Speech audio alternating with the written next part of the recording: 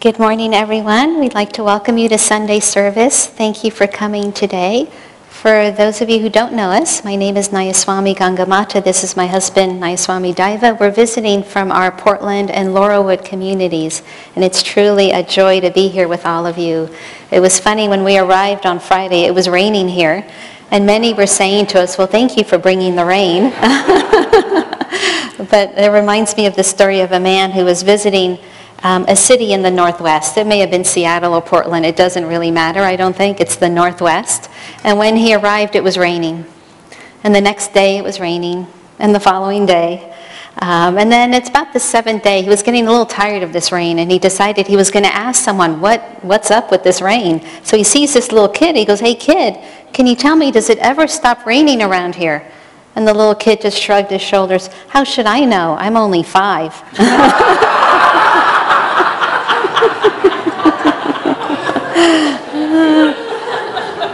We have also our token Portlanders and Laurelwood folks here from, they've heard that joke before. They were down visiting family in the Napa Valley who've been affected by the fires and all that. When they found out we were going to be here today, they said, well, we'll just come to Palo Alto. Well, our topics this morning, we have 3 topics that really work so beautifully together. Prayer, faith, and openness. Right? We've been talking a lot about prayer these last couple of weeks, haven't we? 2 weeks ago, we talked about what is the best way to pray. There's the story of the 3 preachers that were sitting on a park bench together discussing the best way to pray. And the first one said, well, I get the best results kneeling. And the second one said, no, I get the best results when I'm standing and my arms are outstretched to heaven. And the third one said, nope, I do my best when I'm lying just totally prostrate on the floor, straight down on the floor. Meanwhile, this telephone repairman was working nearby, and he interrupted them. He said, sorry, folks, I don't mean to interrupt your conversation, but the best praying I ever did was hanging upside down from a telephone pole. And why is that? Because it's in that intensity, right? In that deep concentration, right? You bet he was saying his prayer with deep focus. But I was thinking of that beautiful chanting this morning. Thank you. Our chants are prayers put into musical form. And those chants are affirmations, really, of who we are and where we want to go. And they're reminders for us to open ourselves to that, to who we are in essence. Last week, we talked about why tell God anything when he knows everything? Why give him anything when he has everything? Again, it sounds like a trick question, but really it's for us, isn't it? So that we can open ourselves. Again, there's such a powerful affirmation today. So we can open ourselves to God's presence ever more deeply in our life, but we can also open up to that knowing of who we really are. And today we're talking about the power of prayer. Right? And where does that power come from? It comes from a deep inner knowing, faith, right? And how do we develop that faith? How do we have that deep inner knowing?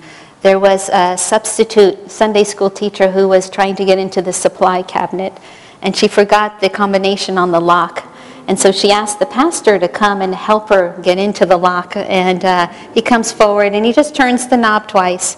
And then he pauses and serenely looks heavenward, and his lips move without saying anything. And then he goes and moves the knob one more time, and voila, the lock is opened. And the substitute teacher said, oh, I'm in awe of your faith, Pastor. And he just chuckled. He said, oh, it's really nothing. The tape, the combination is written on a piece of tape on the ceiling. That's why. The masters come with that knowing. They come with that combination. They know where to look. They know where that piece of tape is.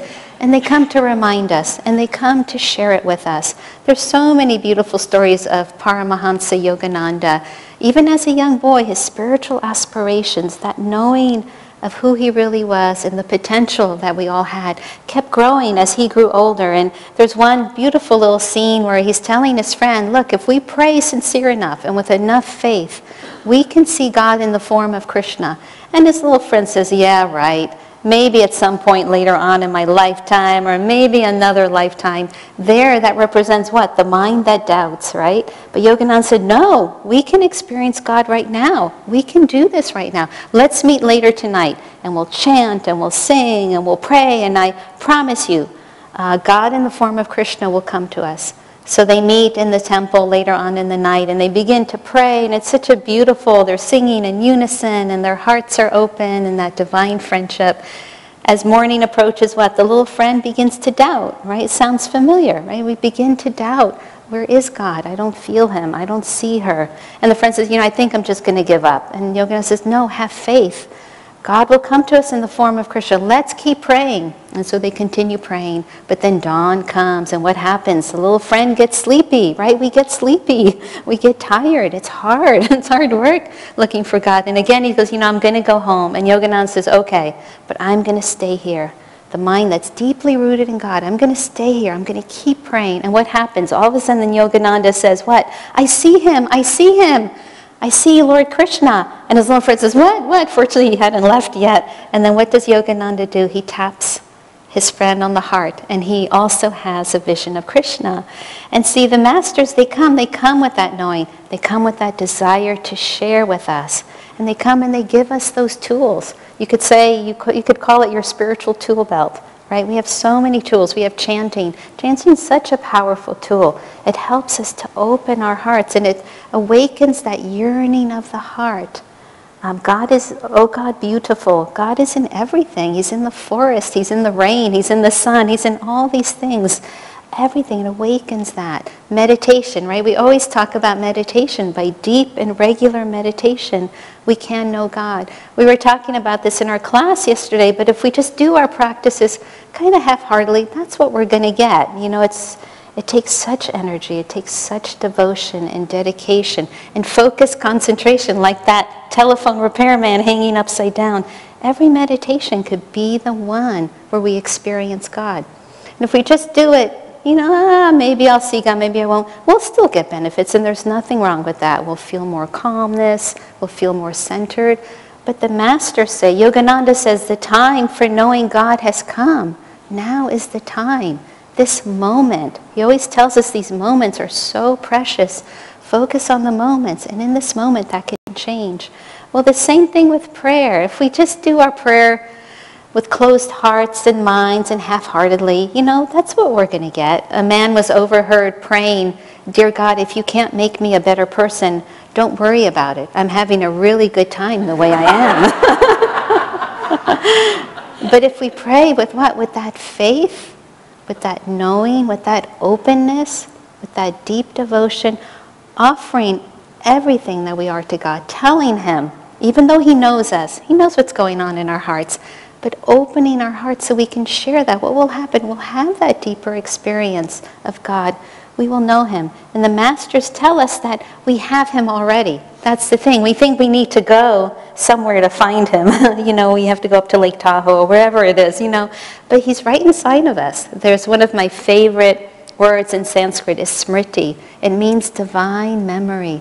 Awakening that divine memory with all the tools that they bring us. And they bring us so many tools. Chanting, meditation, yoga. Yoga means union with God. Prayers, affirmations. But we have to make them our own. We get that, and it is like our spiritual tool belt. I'm reminded, Daiva is a contractor. I'm reminded, we were building a house before we moved up to Portland, a big, beautiful house, and I was doing the bookkeeping for our business, and I thought, I'm not really understanding what's happening on a job site. Maybe I should get some experience doing some construction. And so he bought me my own tool belt and my own set of tools, actually. And when you're on a big job site, for those of you that are builders, you probably know this, you have to mark your tools because there's so many people on the job site. It's so easy for you to lose your tools because then when you go put on your tool belt, if you need your hammer and your hammer's not there, what are you going to do, right?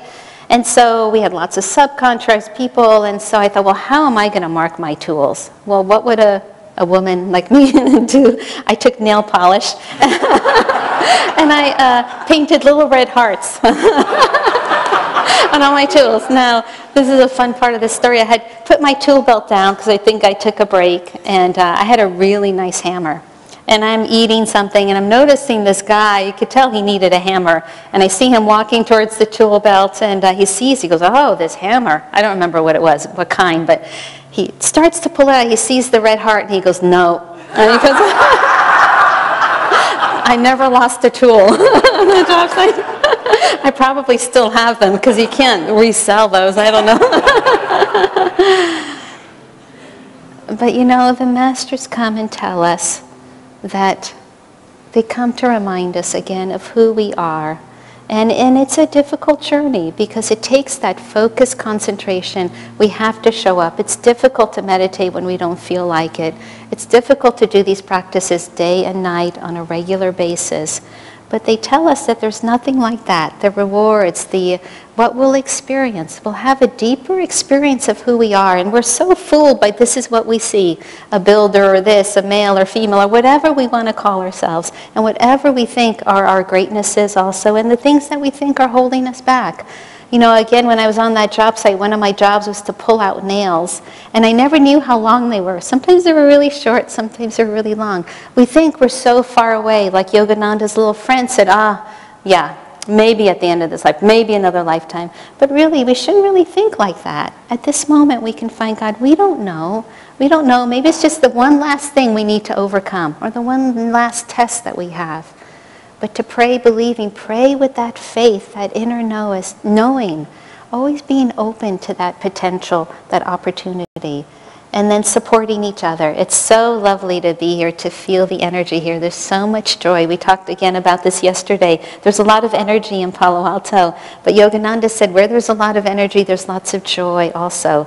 So Daiva will also be sharing this morning, but we want to thank you for opening your home to us. It's been such a blessing for us to be here with all of you, and blessings on our journey as we journey home, and may we all find God pronto, as they say. Bless you all.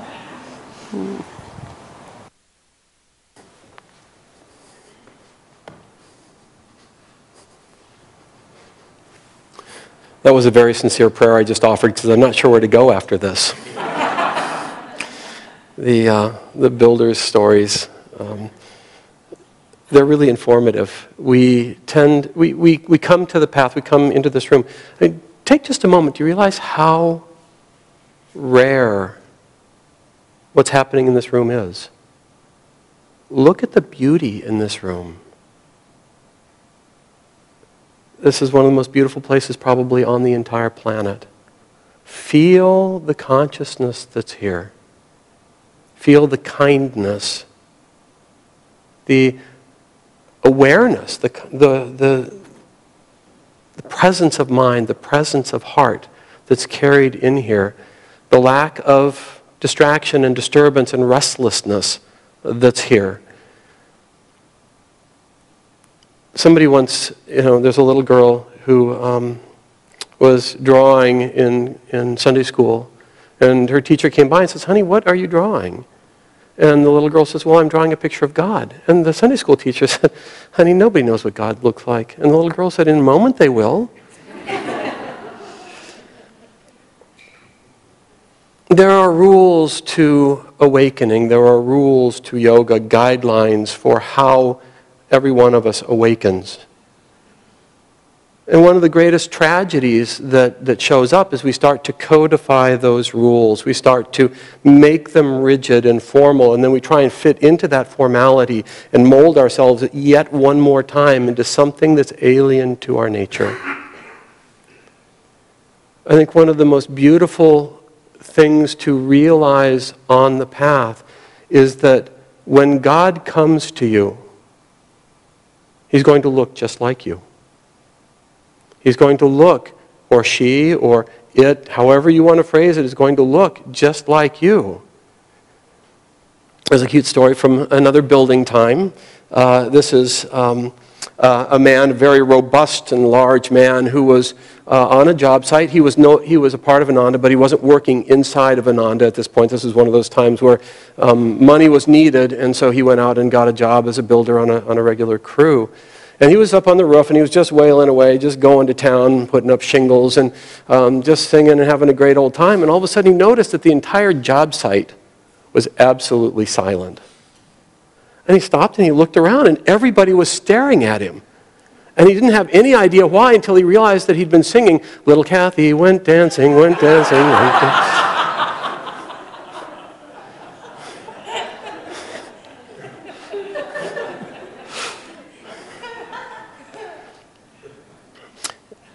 I feel really privileged to be here. Many of you I have known now for decades. We have, I found Yogananda's teachings in 1982. I was privileged to move to Ananda Village. It was the only Ananda at that time in 1985 with my little family, because I knew by that time that I could do virtually anything in this world and I couldn't find a single thing worth doing. And there was nothing wrong with any of the things that I saw as possibilities for my life.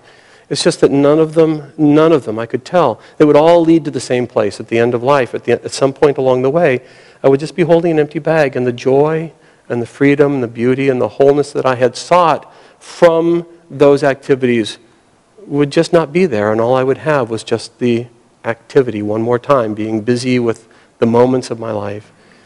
And I grew up not particularly religious. We went to a church that was mostly the Poet of the Week club. It was. My mother was wise enough to know that there must be something, but she didn't know what. And she was not willing to pretend. And I grew up just hungry for something else. And across time landed with Autobiography of a Yogi, and the second I opened it, and it had been a long and winding path of really deep looking. The moment I opened it, I was struck at, finally here was somebody that had something, had everything that I had been looking for. And it wasn't that his life was simple or easy or he was a wild man. He was all over the map, but he was committed to one thing, and he would do anything that it took to find the source of life and his connection to it. And I thought, that is what I've been looking for. And so I started taking the lessons, and then I found I didn't want to do it just a little bit of the time. I wanted to do it all the time. I wanted to be immersed in it. And the first place I went, they said, "Well, I'm sorry. You can't. You're a householder. You have a child. You can't possibly do this all the time. You can be an usher on Thursday nights, and you can come on Sundays. And, that should be enough for you. Basically, you householder pee on you." And I thought, well, God, no. I mean, yes, I have a family, but shouldn't that be spiritual? Shouldn't that be filled with the same magic? Shouldn't that be a part of the extension of that search and that connection to the source of life? I mean, God must be also in children. Is it true? That's an inside joke for those who are new here. My daughter's sitting right over there.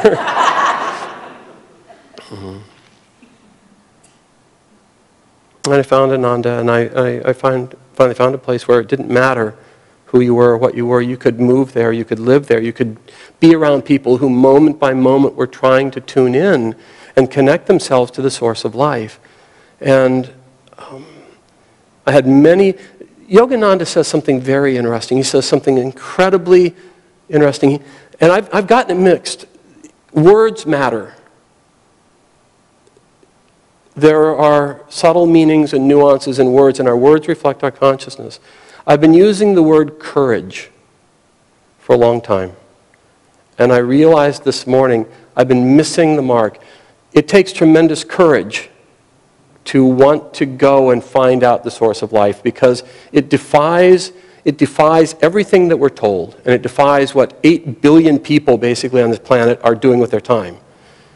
But it takes something far more than courage. If you just talk about courage, it's dry, it's flat, it feels like you have to muster your will. Yogananda was so beautiful. He said, most people do not grow spiritually for want of one quality: spiritual adventuresomeness. Isn't that beautiful? Adventure takes courage, but it's something so far beyond just courage. It's enthusiasm, it's wonder, it's interest, it's curiosity. And when I came to Ananda, I had a deep sense of spiritual adventuresomeness. Where would this lead if I would let it? Where can I take it? And there are many stories, but one of those stories took me to Palo Alto within 2.5 years. 3.5 years. We moved in 1985. By 1989, the little meditation group that was in Palo Alto had grown to the point where they decided to start the second full-blown community, the first urban community, but the second community. And I was asked to go down there as a builder and help. And we landed within the first few days of having purchased what is now the full-blown community there. And the days were full of unending adventure. There was no certainty about virtually anything. And whereas we don't have hours to tell stories back and forth, I can just say that it was fascinating. And I look out here, and David and Asha and Ramurti and Sita and many who I'm not going to point at because I just don't have time, and David and Karen and others were a part of this unfolding tapestry, this unfolding, how do you do it? How do you create? Yogananda said the model for this world, for this age, was small, intentional spiritual community. And Ananda was the only one I knew of, and now all of a sudden there was a second one in Ananda Village. Now there's one here. How do we do this together? And it was getting up every morning and meditating. This is the key that I found is it's the morning meditations together. It's that commitment to being in a space where you still the mind, open the heart, and ask the question. You ask the question, what's trying to happen here? What is possible right here in this moment? How can I so open myself to the presence of God's consciousness that He can do through me and through us together the things that He would have? How can the beauty of this world, how can the joy, the kindness, the friendship, the power to hold those things be expressed and lived through me and through us? When I started this talk, look around. This place was not here. This group wasn't here. In fact, the only reason we're sitting here is because of the spiritual adventuresomeness of that group of people 30 years ago, 28 years ago. And before that, those who started the village that made this possible. And before that, Swami Kriyananda, who had that question. Yogananda said, the time for knowing God has come. Spiritual communities are the wave of the future.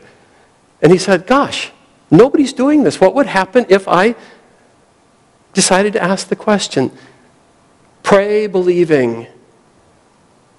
Ask and you shall find. Knock and the door shall be open. He said, okay, let's find out. And he started the current spiritual leaders of Ananda, the ones who took the baton, the mantle from Swami Kriyananda, Jyotish and Devi Novak, Nayaswamis. Jyotish talks about his first meeting with Swami Kriyananda. Swami was living in San Francisco at the time, and he just had heard about this great yogi, and he wanted to meet him. So he found out where he lived, and he went and knocked on his door, a different time. Went and knocked on his door, and Swami Kriyananda opened and said, yes, can I help you? And he said, I wanted to meet you. And he said, oh, well, that's nice. I'm in the middle of a project. Would you like to help? And Jyotish said, well, sure, okay. And he came in. He said, I just didn't realize it was a lifetime project.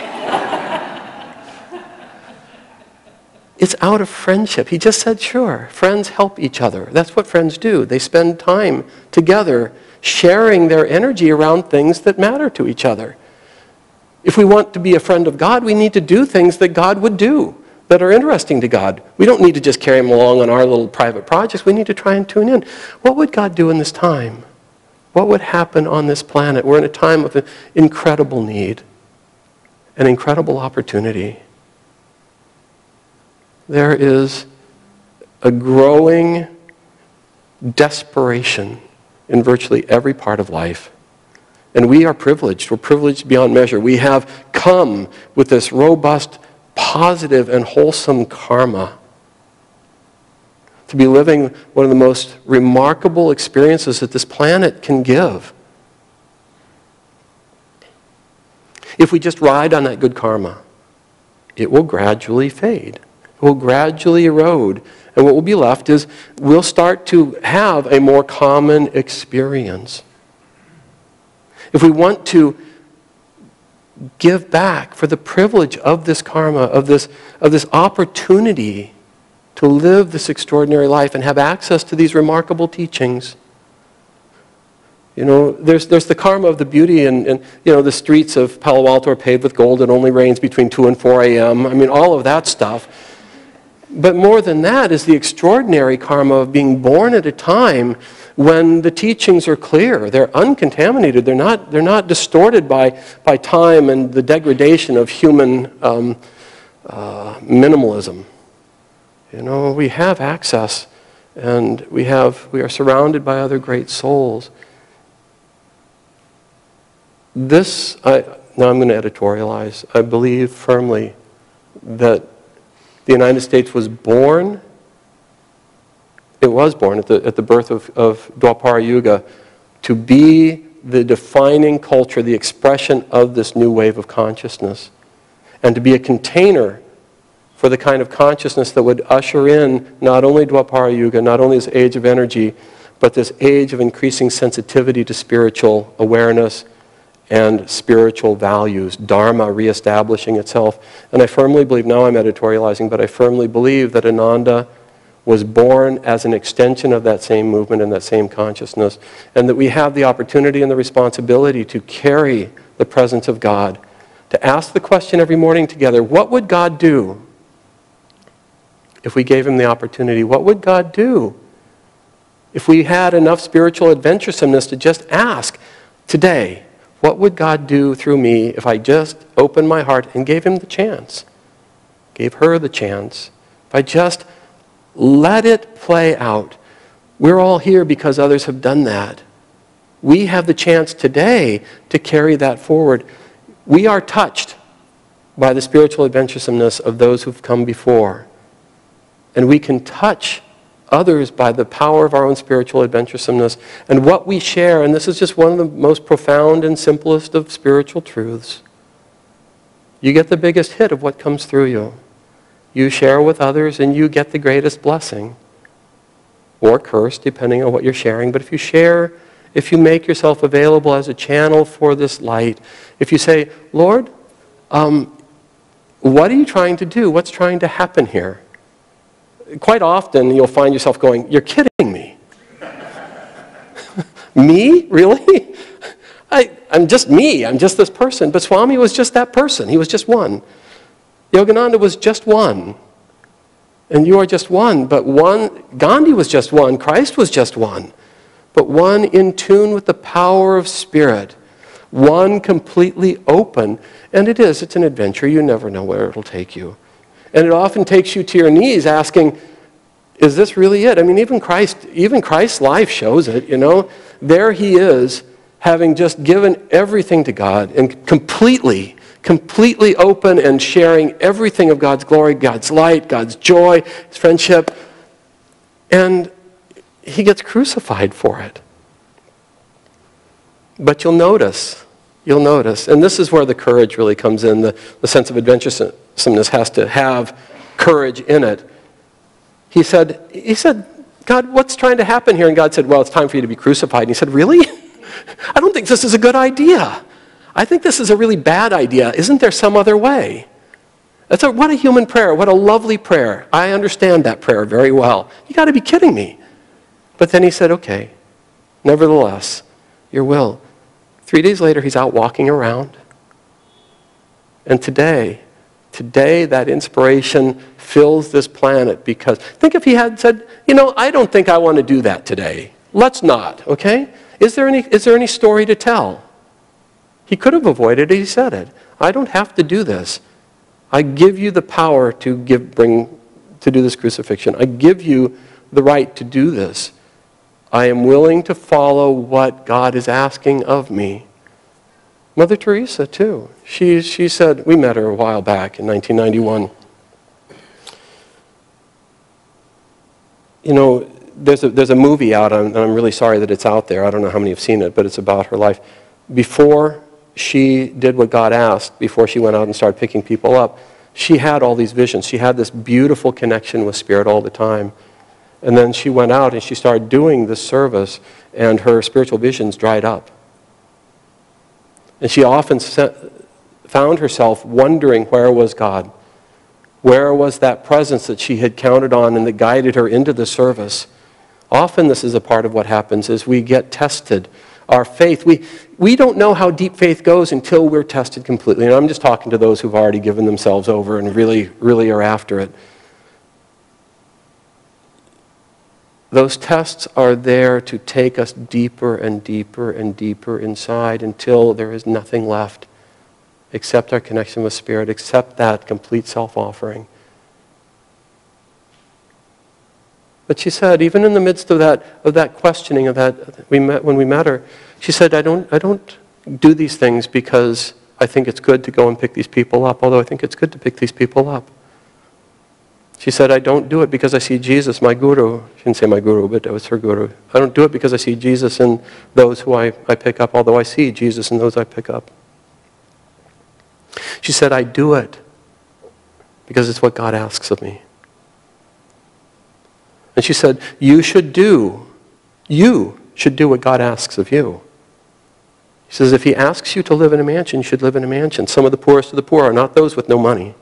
Some of the poorest of the poor are those that have no love, that live in beautiful homes and live in nice circumstances, but are isolated and have no connection. There's a cute story that follows, which is a reporter went to her and said, oh, mother, I understand you do God's will. And, clearly expecting her to simper a little bit and go, oh, yes, I do. And he says, well, of course I do. What are you doing? If you're not doing God's will, what are you doing with your life? Being a reporter can be an expression of God's will. We need that. Being a builder can be an expression of God's will. We need that.